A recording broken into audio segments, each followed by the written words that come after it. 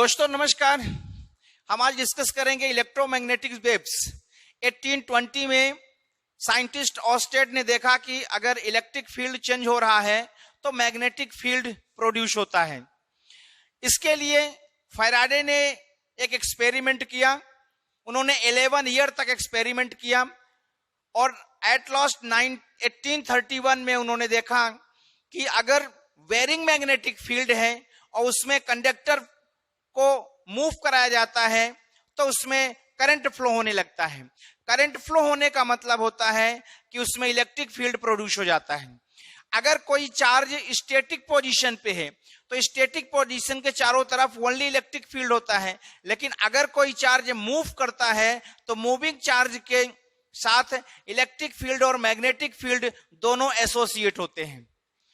इस कॉन्सेप्ट के बेस पे मैक्सवेल ने 1864 में उन्होंने इलेक्ट्रिक फील्ड और मैग्नेटिक फील्ड से रिलेटेड कुछ कॉन्सेप्ट दिए, कुछ उन्होंने इक्वेशन दिया और उन्होंने बताया कि मैग्नेटिक फील्ड चेंज होने से इलेक्ट्रिक फील्ड प्रोड्यूस होता है और इलेक्ट्रिक फील्ड चेंज होने से मैग्नेटिक फील्ड प्रोड्यूस होता है।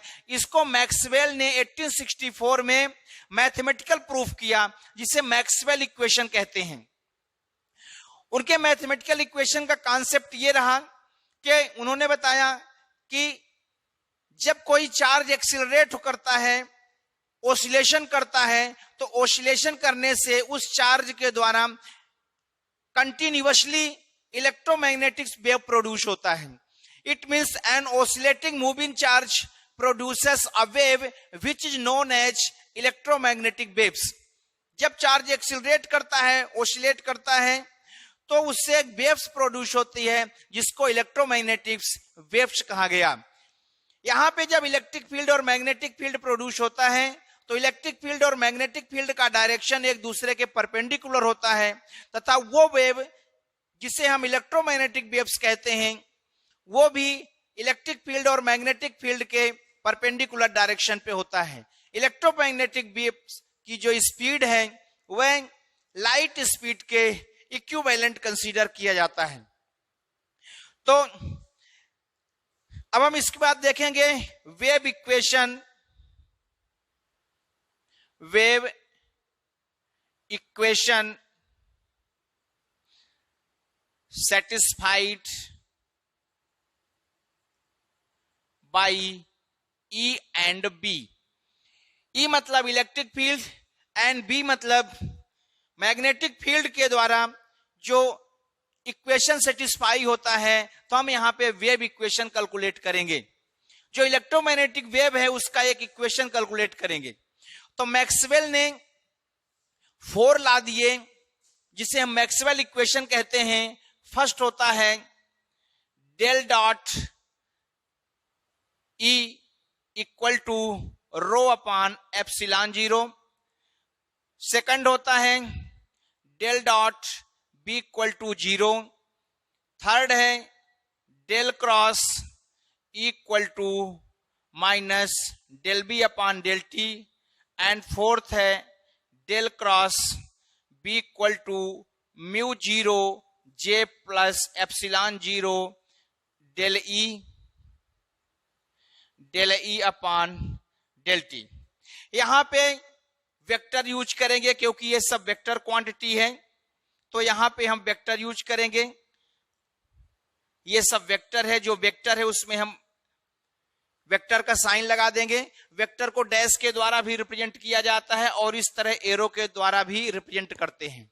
लेकिन जो इलेक्ट्रोमैग्नेटिक फील्ड कैलकुलेट किया जाता है वो यहां पे हम फ्री स्पेस पे देखेंगे कि फ्री स्पेस में इलेक्ट्रोमैग्नेटिक वेव की वेलोसिटी कितनी है। फ्री स्पेस में करंट डेंसिटी और चार्ज डेंसिटी दोनों की वैल्यू 0 होती है। तब फ्री स्पेस में यह इक्वेशन बन जाएगा, क्योंकि रो इक्वल टू 0 होता है तो यहां 0 आ जाएगा और करंट डेंसिटी की वैल्यू भी 0 होती है, इसलिए यहां जे की वैल्यू भी 0 हो जाएगी और म्यू 0 का इसमें मल्टीप्लाई हो जाएगा। तो ये हो जाएगा आपका mu 0 epsilon 0 del E upon del t. अब हम कर ले लेंगे दोनों साइड का, तो इसमें जो इक्वेशन नंबर, ये इक्वेशन 1 2 3 4, अब हम इक्वेशन नंबर 3 इसका दोनों साइड में कर्ल लेंगे। तो कर्ल लेने के बाद हो जाएगा टेकिंग कर्ल ऑफ इक्वेशन 3, तो यहां हमने कर्ल लिया। कर्ल का मतलब होता है, जैसे यदि हम लिखते हैं कर्ल ए, तो कर्ल ए को लिखा जाता है डेल क्रॉस ए। तो हमने क्रॉस के फॉर्म में यहां पे कर लिया। अब डेल क्रॉस ई का जो फार्मूला होता है वो फार्मूला हो जाएगा del dot E minus del square E. इसको सॉल्व करेंगे क्रॉस मल्टीप्लाई का जो रूल होता है ए क्रॉस बी क्रॉस सी के रूल से, तो ये इस तरह से हो जाएगा। यहां जो डेल है वो लॉप्लासियन ऑपरेटर है जो कि एक वेक्टर क्वांटिटी होता है। अब हम देखते हैं डेल क्रॉस बी, तो डेल क्रॉस बी की वैल्यू यहां ये दिया हुआ है, हम डेल क्रॉस बी की वैल्यू यहां पुट करेंगे तो ये हो जाएगा minus del upon del t, और डेल क्रॉस बी की वैल्यू पुट करेंगे तो ये हो जाएगा mu 0 epsilon 0 del E upon del t. अब हम मैक्सवेल का फर्स्ट इक्वेशन देखेंगे। तो जो मैक्सवेल का फर्स्ट इक्वेशन है, तो इसमें दिया है फ्री चार्ज में del dot vector E equal to 0। ये वैल्यू जब हम यहां पुट कर देंगे तो ये हो जाएगा minus del square E equal to minus mu 0 epsilon 0, इसको mu naught and epsilon naught भी कहते हैं। डेल अपान डेल टी जब इसको डिफरेंशिएट करेंगे तो ये हो जाएगा डेल स्क्वायर ई अपान डेल टी स्क्वायर। दोनों साइड से हम माइनस को हटा देंगे, तो इस तरह से माइनस यहां से जब हट जाएगा तो ये जो इक्वेशन बनेगा ये आप देख सकते हैं। इस इक्वेशन, ये इक्वेशन वेव इक्वेशन कहलाता है जो कि इलेक्ट्रिक फील्ड ए के लिए है। This expression represent the wave equation for the electric field in vacuum. Vacuum में ये इलेक्ट्रिक फील्ड के लिए वेव इक्वेशन है। तो ये वेव इक्वेशन हो गया इलेक्ट्रिक फील्ड ई के लिए। यदि हम मैग्नेटिक फील्ड का वेव इक्वेशन कैलकुलेट करना चाहें तो इसके लिए हम डेल क्रॉस बी का दोनों साइड में कर लेंगे। अब हम इक्वेशन 4 जो है इसका हम दोनों साइड में कर लेंगे तो ये हो जाएगा डेल, कर्ल का मतलब क्रॉस मल्टीप्लाई, तो डेल क्रॉस बी हमने इसका कर लिया, इसका मतलब डेल का इसके साथ क्रॉस मल्टीप्लाई करेंगे।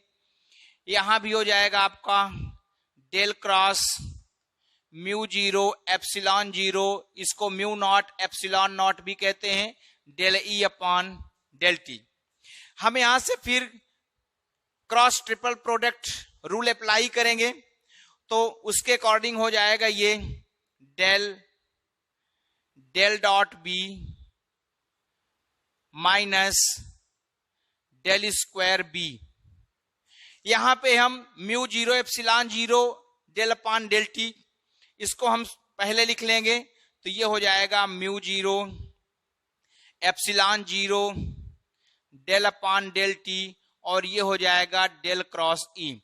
एक्चुअल में जो ये डिफरेंशिएबल है ये टी के रिस्पेक्ट में डिफरेंशिएबल है, और जो डेल होता है ये डेल की वैल्यू होती है i del upon del x plus j del upon del y plus k del upon del z. ये जो है लॉप्लासियन ऑपरेटर कहलाता है जो कि एक वेक्टर क्वांटिटी है। यहां पे इंटरचेंजेबल हो सकता है, जो दो डिफरेंशियल कोफिशिएंट होते हैं वो इंटरचेंजेबल होते हैं।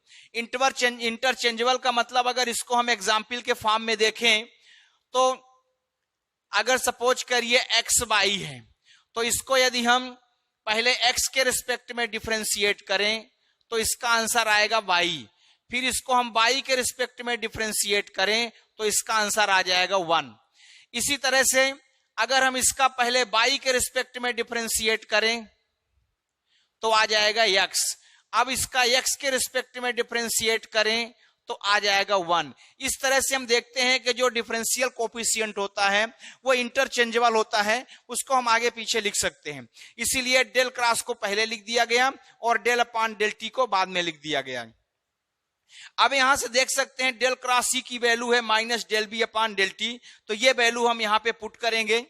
और जो फर्स्ट इक्वेशन सेकंड इक्वेशन है डेल क्रॉस बी, इसकी वैल्यू 0 गिवन है, ये हम पुट करेंगे तो ये स्टेप हो जाएगा 0, तो ये बचेगा minus del square B equal to, यहां बी में वेक्टर लगेगा, ई में भी वेक्टर लगेगा, इसको आपको ध्यान रखना है, ये सब वेक्टर क्वांटिटी है।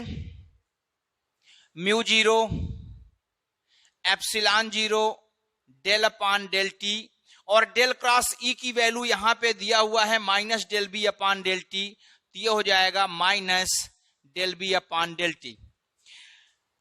अब इसको हम सॉल्व करेंगे तो ये del square B equal to minus mu 0 epsilon 0 del square B upon del t square, दोनों साइड से माइनस हट जाएगा। तो इस तरह से ये आपका मैग्नेटिक फील्ड के लिए वेव इक्वेशन हुआ। वैक्यूम में मैग्नेटिक फील्ड के लिए ये आपका वेव इक्वेशन हुआ। अब इसको हम वेव इक्वेशन क्यों कहते हैं? क्योंकि जो स्टैंडर्ड वेव इक्वेशन होता है वो स्टैंडर्ड वेव इक्वेशन का फार्मूला होता है del square by upon del x square equal to 1 upon v square del square by upon del t square. यहां भी आप देख सकते हैं डेल टी स्क्वायर है, यहां वाई है तो यहां भी वाई है, यहां बी है तो यहां भी बी है। और हमने बताया कि जो डेल ऑपरेटर होता है ये आई डेल अपॉन डेल एक्स है। अगर इसको हम डेल स्क्वायर के फॉर्म में देखें तो ये हो जाएगा del square upon del x square plus del square upon del y square plus del square upon del z square. क्योंकि डेल स्क्वायर निकालने के लिए डेल क्रॉस डेल को मल्टीप्लाई करना होगा, और जब डॉट प्रोडक्ट करते हैं तो आई का आई में, जे का जे में, के का के में मल्टीप्लाई होता है, जिसकी वैल्यू हो जाती है 1। तो ये डेल का 3 डायमेंशनल डिफरेंशियल कोफिशिएंट है और यहां पे 1 डायमेंशनल दिया हुआ है। इससे प्रूफ होता है कि जो v की वैल्यू है, v की वैल्यू वो हो जाएगी 1 upon v square equal to mu 0 epsilon 0।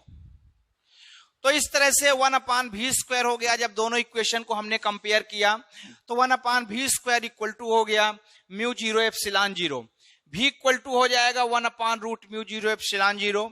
ये म्यू 0 की वैल्यू गिवन है न्यूटन पर एम्पियर स्क्वायर में, यहाँ एप्सिलॉन 0 की वैल्यू गिवन है कूलॉम स्क्वायर पर न्यूटन के टर्म्स में।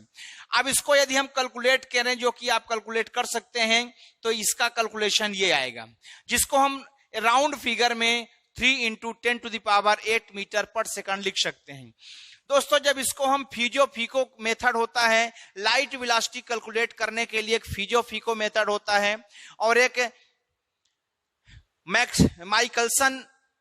माइकलसन का एक एक्सपेरिमेंट होता है। जब माइकलसन और फिजो-फीको मेथड के थ्रू हम देखते हैं तो लाइट की वेलोसिटी लगभग इतनी निकलती है 2.99 into 10 to power 8 metre per second, जिसको हम राउंड फिगर में 3 into 10 to the power 8 metre per second लिखते हैं। तो दोस्तों, ये जो इक्वेशन है, इस इक्वेशन से इलेक्ट्रोमैग्नेटिक वेव की वेलोसिटी कैलकुलेट की गई है।